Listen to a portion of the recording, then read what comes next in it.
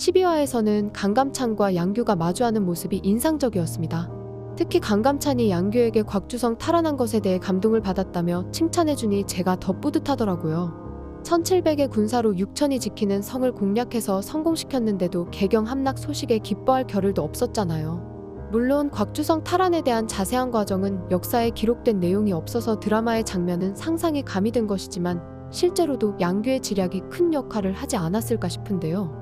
양규와 결사대는 곽주성 서문을 공략하기 위해 일부러 동문, 북문, 남문만을 공격하여 그곳으로 거란군이 몰리게 했죠. 그 후 내부에서 김숙궁이 서문 앞에 있는 거란군을 공격해 문을 여는 전략이었는데요. 그와 동시에 서문 위 성벽에 있던 거란군을 양규가 공격하면서 들어오는 멋진 협공을 펼쳤습니다. 또한 곽주성 탈환이 성공할 수 있었던 이유 중 하나는 함께 있던 포로들의 도움이 있었기 때문인 것 같아요. 6000의 거란군을 1700의 고려군과 7000명의 고려인 포로들이 함께 전멸시킨 것이죠. 특히 어떤 여성이 울면서 돌로 거란군을 내리치는 모습은 속이 시원하면서도 마음이 아팠는데요. 그 여성을 포함한 다른 고려인들이 거란군에게 겪었을 아픔과 수모가 고스란히 느껴졌기 때문이죠. 역사 기록에 강감찬이 2차 여유전쟁 당시 활약했던 기록은 없어서 그의 행적은 드라마적 상상력이 많이 가미되는 것 같아요. 강감찬은 현종에게 몽진을 떠나라고 해놓고 왕의 피난길에 동행했다는 기록은 남아있지 않은데요. 하지만 2차 전쟁이 끝난 후 현종은 계속 강감찬을 가까이 두고 나중에 상원수로까지 임명했죠. 그 때문에 강감찬이 2차 여유 전쟁 때도 뭔가 공적을 세웠을 거라는 것은 자연스레 상상이 되는 것 같아요. 특히 드라마에서는 주인공이라 그런지 여기저기 요긴한 상황에 등장하는 해결사 역할을 톡톡히 해내고 있는데요.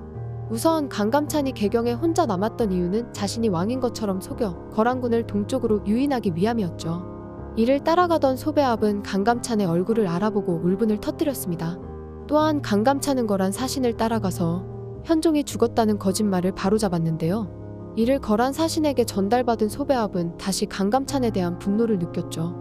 그런데 13화 예고를 보니 이런 상황에서 강감찬이 또 자진해서 거란 진영으로 들어가는 것 같더라고요. 아마도 이번에는 양규와 먼저 합의된 일이 아닐까 싶은데요. 양규는 회군하는 거란군을 전멸시킬 계획을 가지고 있잖아요. 때문에 강감찬이 거란군이 빨리 철수할 수 있도록 부추기는 역할을 하지 않을까 싶어요. 실제 역사에서는 이번 화에서 강감찬이 길 가다 만났던 하공진이 그런 역할을 했는데요. 하공진이 거란 진영에 가서 고려 국왕이 너무 멀리 떠나 몇 만리인지 알 수도 없다고 거짓말을 하는 바람에 거란 군대가 추격을 멈추고 돌아갔죠. 하지만 드라마에서는 강감찬이 주인공인 만큼 하공진과 함께 그 비슷한 상황을 만들어내지 않을까 싶습니다. 현재 야율융서와 소배압은 곽주성에 있던 6000의 거란군이 고려군에게 전멸당한 사실에 놀라고 있잖아요. 곽주성 탈환 자체에도 놀랐지만 고려군이 하루 만에 움직일 수 있는 군사의 수가 수만 명 이상일지도 모른다는 두려움도 생겼죠. 만약 고려군의 병력이 그 정도로 건재하다면 거점도 없이 적진 깊숙이 들어와 있는 거란군이 전멸당할 수도 있는 것이었죠. 누구보다 소배압은 이 상황을 염려하고 있고 그래서 진격보다 몇 배는 중요한 것이 철군이라고 말했는데요. 이에 강감찬이 소배압에게 고려군이 건재할 뿐 아니라 상당한 수의 군사를 보유하고 있다고 거짓말을 하지 않을까 싶네요. 또한 13화 예고를 보면 거란군을 격퇴시킬 새로운 조력자가 등장하는 것 같은데요. 소배압에게 철군을 돕겠다고 나서는 사람은 노전이었습니다. 노전은 강조와 함께 거란군에 사로잡혔다가 야율융서에게 항복한 인물이었죠. 하지만 그는 바로 거란에 충성을 다하는 이현웅과는 달리 나라를 저버렸다는 것에 죄책감을 가지고 있는 것처럼 보였습니다. 또한 거란 진영에서 고생하는 고려의 어린 포로들을 보고 마음 아파하는 모습도 보였는데요.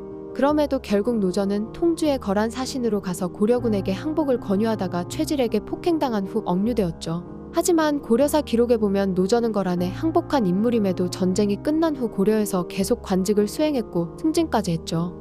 1014년 현종 5년에는 어사중승, 1018년 현종 9년에는 중추원부사, 1023년 현종 14년에는 삼사사, 1031년 덕종 즉위년에는 호부상서로 임명되었죠. 게다가 1308년 충선왕 복위년에는 현종 때의 공신인 하공진 노전 양규의 친가 외가 현손의 현손을 전례에 따라 1호당 1명에게 첩벼슬을 허락한다 라는 교서까지 내린 기록이 있습니다.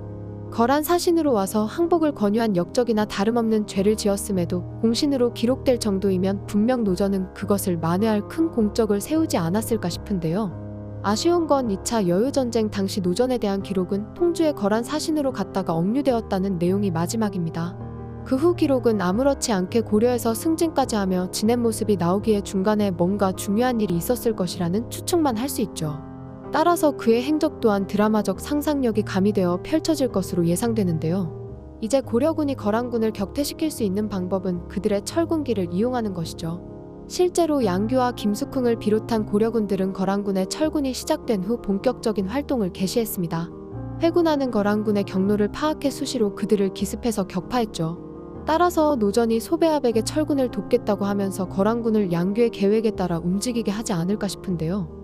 이 때문에 통주에 억류되어 있던 노전이 다시 거란 진영으로 돌아가서 그들을 격파하는 데에 큰 공을 세울 것으로 예상되네요. 이번 화에서는 드디어 현종의 피난길이 시작되었습니다. 11화에서 지체문이 피난길에 따라 나서는 장면이 따로 없었는데 이미 현종과 함께 하고 있었더라고요. 사실 현종에 몽진하면 지체문의 활약만 떠올라서 그 외의 인물은 생각해 본 적이 없는데 최충순, 장현우, 황보유이 등도 있었네요. 특히 장현우는 드라마에서 약한 모습도 많이 보여주면서 나름대로 충성심도 있어서 감초 역할을 하는 것 같아요. 지체문은 전령에서 자신이 목숨을 바쳐 싸우지 않아서 현종이 피난까지 가게 되었다며 자책하고 있었는데요. 그래서인지 누구보다 왕을 호종하는 것에 진심이었습니다. 현종을 쫓는 거란군의 장수를 기다렸다가 사살해서 더 이상의 추격을 막았죠. 또한 13화에서는 현종을 위협하던 충주 호장 박진을 물리치지 않을까 싶은데요. 박진은 전쟁으로 아들 둘을 잃은 후 고려 조정에 대한 원망이 극에 달해 있는 것 같았습니다. 특히 전쟁의 원인이 개경의 조정 관료들과 현종에게 있다고 생각하고 있었죠. 하지만 그렇다고 하더라도 피난길에 있는 왕을 죽이려고까지 하다니 놀랍더라고요. 물론 실제 역사에서도 현종은 피난길에서 고려인들의 살해 위협과 괴롭힘에 시달렸다고 하지만요. 박진은 가상의 인물이지만 실제 창화연에서 현종을 위협했던 아전을 모티브로 만든 캐릭터라고 합니다. 현종의 피난길은 공주 빼고는 거의 고난의 연속이었는데 그 과정에서 지체문의 활약을 어떻게 보여줄지 궁금하네요. 이상으로 고려거란 전쟁 12화 리뷰를 마치겠습니다. 영상 시청해주셔서 감사합니다.